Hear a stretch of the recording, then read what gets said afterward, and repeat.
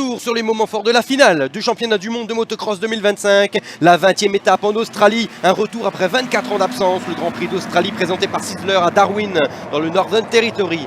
En catégorie MX2 d'abord, première manche. Seulement 13 points séparent Simon Lagenfelder et Kay de Wolf au championnat. Les deux favoris ne loupent pas leur départ. Kay de Wolf qui passe tout de suite à l'attaque sur Simon Lagenfelder qui est à cet instant en tête. Ça passe ici pour Kay de Wolf, Lagenfelder qui réplique, Guillaume Fares qui en profite pour prendre la tête de la manche pendant ce temps-là. Quatrième, Sacha Konen, numéro 19 sur la KTM d'usine. Liam Everts est cinquième. En tête de la manche, Simon Lagenfelder reprend l'avantage sur la triomphe d'usine de Guillaume Fares. Ça passe quelques instants plus tard. Kay de Wolf, magnifique intérieur, debout sur les repose-pieds. Ça passe, il part à la chasse de Simon Lagenfelder. La bataille continuera, mais derrière, Sacha Konen touche en l'air. La triomphe d'usine de Guillaume Fares, énorme chute pour le pilote belge. Sacha Konen qui repartira en course et finira 13e. Devant, ça chauffe pour Simon Lagenfelder. Kay de Wolf qui attaque, touche le pilote allemand et l'envoie par terre.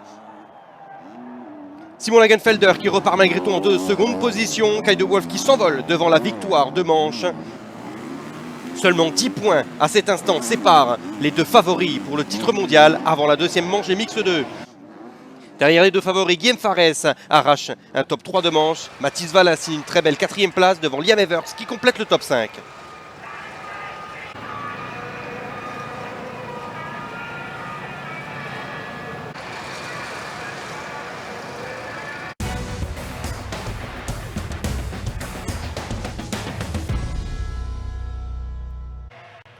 La seconde manche MX2 connaîtra un dénouement inattendu. Un départ sur une piste sèche, cela ne durera pas très longtemps après un énorme orage qui menace la piste de Darwin ici à Hidden Valley. Sacha Konen signe un nouveau Vauxhall Shot pour terminer sa saison. On retrouve aux avant-postes Kay de Wolf, Simon Lagenfelder évidemment. Également Guillaume Fares qui est bien parti. Liam Everts et Andrea Adamo sont dans le top 5. Très rapidement, Simon Lagenfelder qui est chassé par Kay de Wolf. Kay de Wolf qui passe à l'attaque ici, ça passe juste avant, qui bloque sa roue arrière et pousse à l'erreur Simon Lagenfelder. Il l'envoie au sol.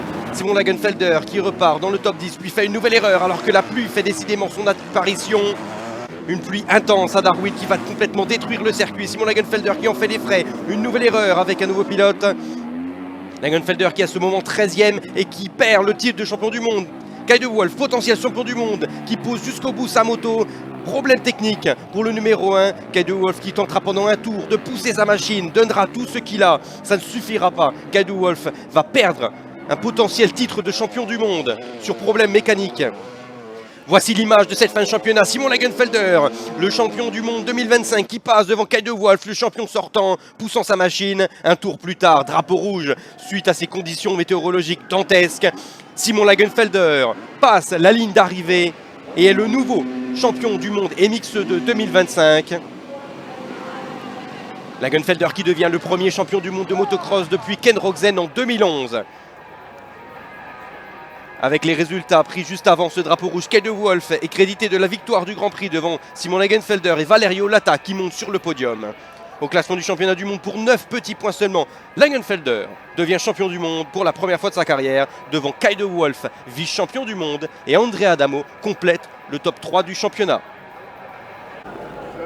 Derrière eux, Sacha Konen est 4e du championnat du monde. McLellan arrache un top 5. Liam Everts est 6e devant Thibaut Benistan. Et Guillaume Fares est 8e.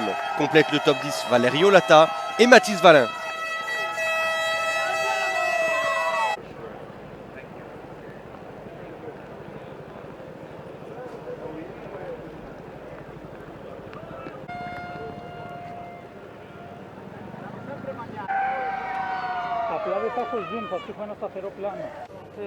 Ouais, j'ai du mal à réaliser maintenant, parce que tellement de choses se sont produites dans cette deuxième course, avec toute cette pluie et ces chutes, mais j'ai trouvé en quelque sorte une solution pour ramener cette coupe à la maison.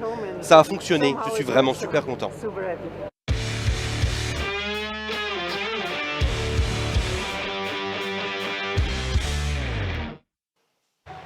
En catégorie MX2GP, à l'image de la première manche MX2, la première manche se déroule sur des conditions parfaites, ici sur la magnifique piste de Darwin. Romain Fèvre est en lice pour remporter un second titre de champion du monde.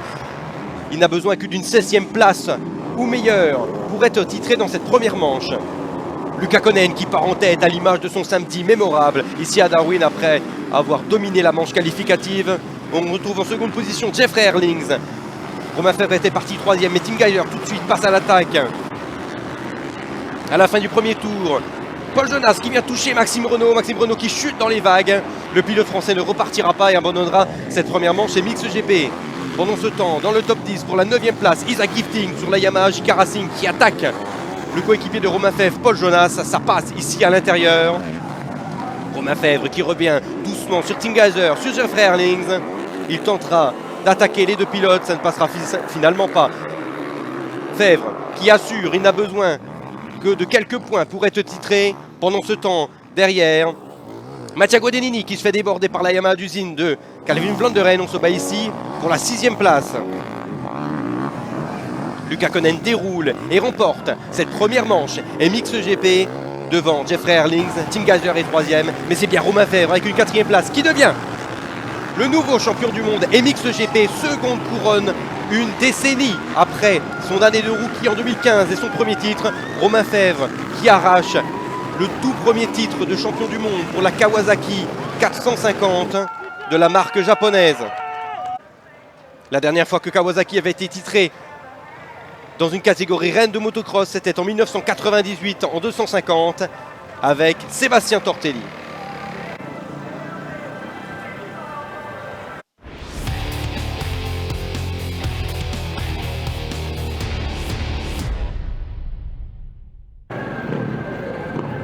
La seconde manche chez Mix GP arrivant après la seconde manche chez Mix 2 et les conditions dantesques que vient de connaître le circuit de Hidden Valley à Darwin. Les pilotes et Mix GP qui se concertent entre eux ainsi qu'avec la FIM et avec Infront Motor Racing. Les discussions à propos de la sécurité et la possibilité d'organiser dans des conditions décentes cette seconde manche et Mix GP sont discutées. À l'issue de celle-ci, les pilotes ainsi que la FIM et David Longo, le directeur général d'Infront Motor Racing, décident de ne pas lancer cette seconde manche et Mix GP, le titre étant déjà joué dans la catégorie. Le classement du Grand Prix se décidera donc sur le classement de la première manche. On retrouve donc Luukkonen qui remporte le Grand Prix d'Australie. Au classement du championnat du monde, c'est bien Romain Fèvre qui est champion du monde devant Luukkonen second. Glenn Koldenhoff signe un second top 3 de carrière dans la catégorie reine. Ruben Fernandez est 4e du championnat devant Jeffrey Herlings, revenu dans le top 5. Derrière lui, on retrouve les Yamaha d'usine de Vlanderen et Renault ainsi que la Fantique de Bonacorsi. Tim Geiser est 9e à la suite de son retour en fin de saison. Il devance Jeremy Seewer qui complète le top 10 après sa première année Mix GP sur la Ducati. Sur le podium, Romain Fèvre qui commence les célébrations avec la plaque en or de champion du monde et Mix GP. Ce n'est que le début.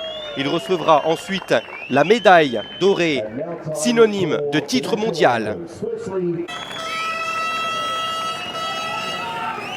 Georges Viegas, le directeur de la FIM, présent ici à Darwin pour remettre les récompenses des champions du monde. Finalement, le trophée Mix GP donné des mains de David Longo, Infront Motor Racing, directeur général à Romain Fèvre, le nouveau champion du monde Mix GP 2025. Il y a beaucoup d'émotions qui arrivent. Je me rappelle juste de toutes ces années difficiles, ces mauvais moments, ces blessures et toutes les choses qui ont fait que ça m'a pris 10 ans de nouveau pour être champion du monde. Maintenant, je ressens vraiment que j'ai accompli quelque chose dans ma carrière. Et aujourd'hui, je me sens vraiment sur le toit du monde.